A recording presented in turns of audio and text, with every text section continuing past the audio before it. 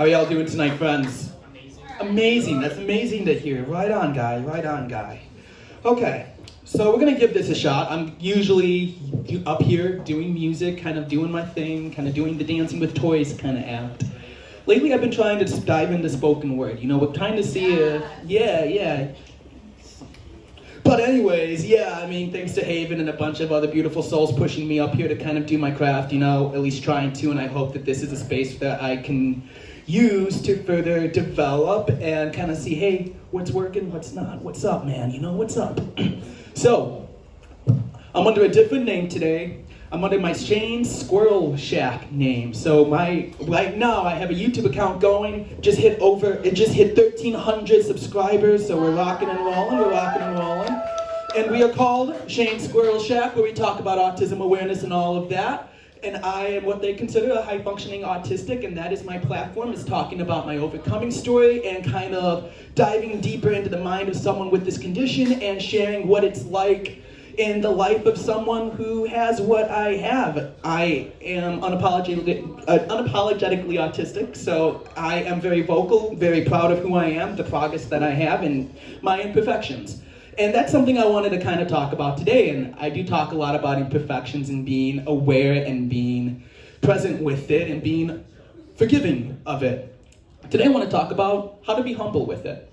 So, I started making this video today. I actually made a video. It's on my YouTube account today. And I responded to a comment that was on one of my videos. And this was something that has been discussed in the past. Curing autism. Now, think autism speaks for that one. Ugh. No matter how much PR that they can try and do, they still ain't gonna win me back. They're the guys who was like, oh, how about we cure autism? Oh, cure your kid, you know, all that bullshit. Pardon my French. I have strong feelings on it. But, bless you. Yeah. I am here to answer the question because I had someone say like, oh yeah, you can cure autism, man. If you really try. You can do it, man. Okay. I'm gonna politely sit down with you and answer that question. No, you can't. Not saying that that's a bad thing, and I'm not saying that in a form of defeat. I'm not saying that I can't cure what I have out of defeat, out of, welp, that's it, man. Bye. No, I say that with being humble. And that's what I want to talk about today, is being humble with your imperfections.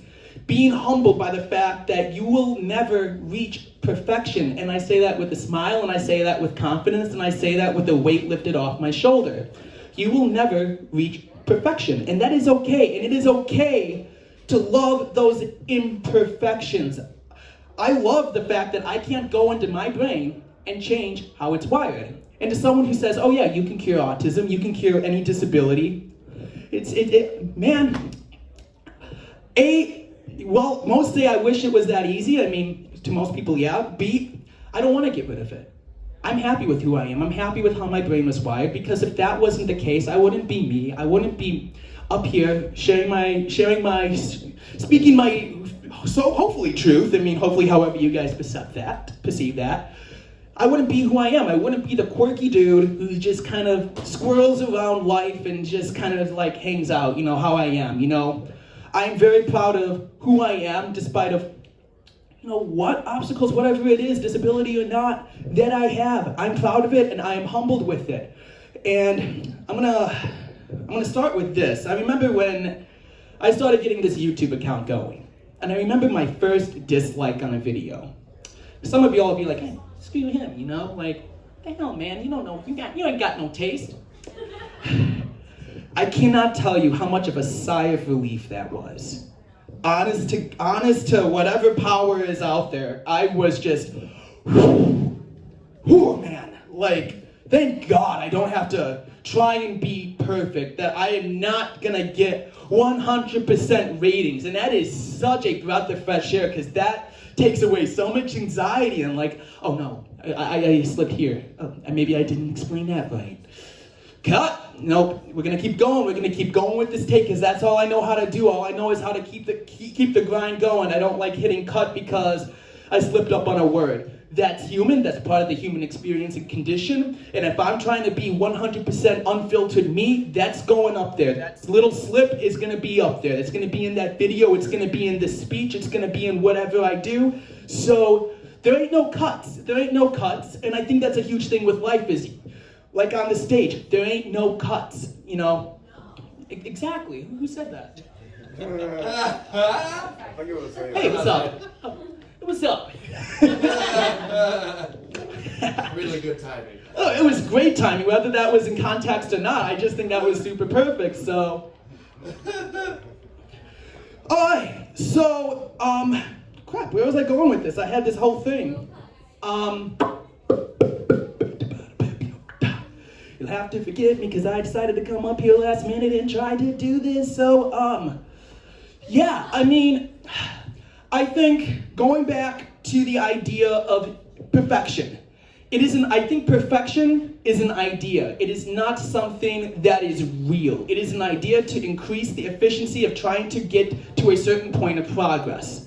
So, I think the idea of being perfect is garbage. I mean, you can try and be perfect all you want. You're wasting your goddamn time.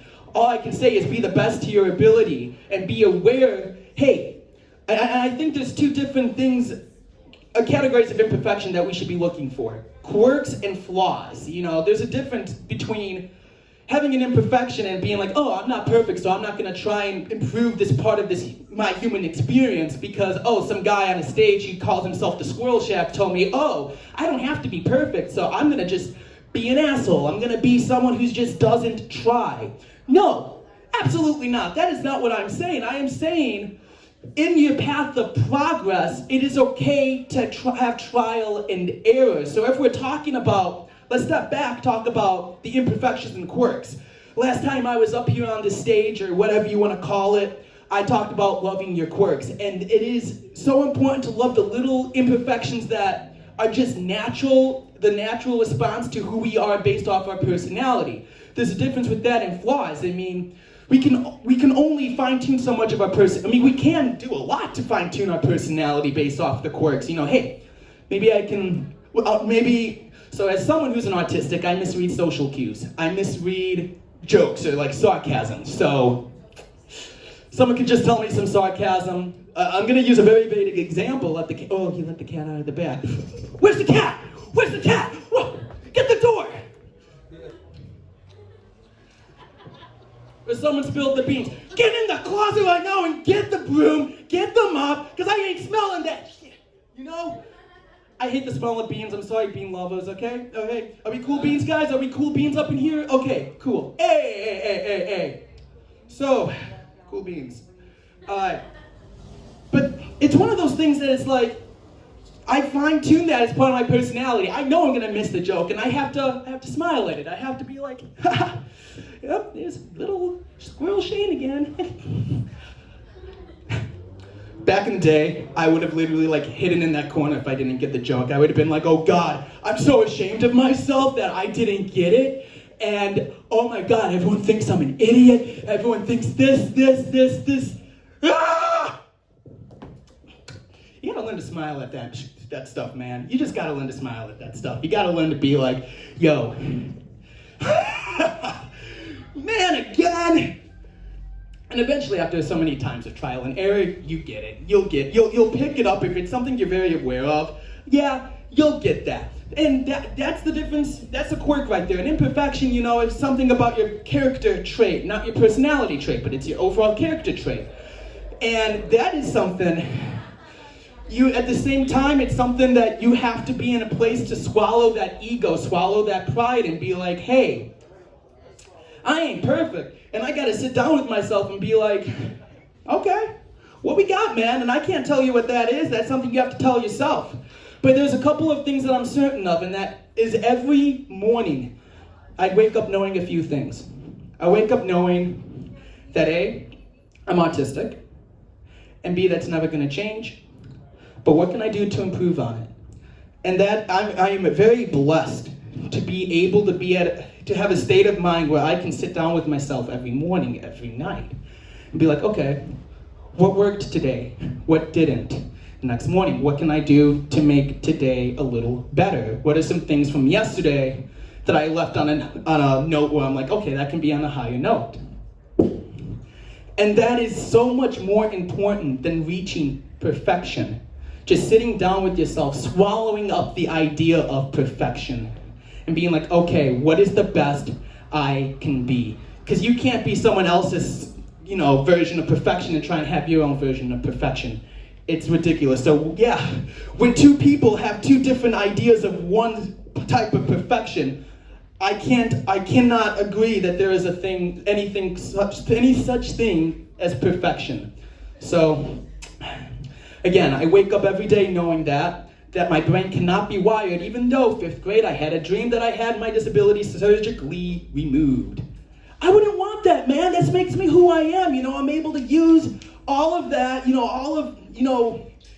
this progress that I have made from being an almost nonverbal 2-year-old and try and pass that on to you guys, whether you guys have mental illness, developmental illness or whatever. I don't even like to use the word illness because you guys we shouldn't be looked at as sick or ill for having anything like that. I mean, it's an obstacle, it's a challenge, it's something, at least for me, that allows me, knowing that I have the condition that I have, you could do a couple of things. You can sit and be passive on it and just be like, oh, well, can't do anything. And again, there's cases where those who have my condition are on a very severe end of this spectrum, or whatever you want to call it, who are unable to put themselves in that state of mind. And I only hope that they receive the best help possible to the best path that they can see. I wish them the very best of their journey, and I hope that they have a great team with it.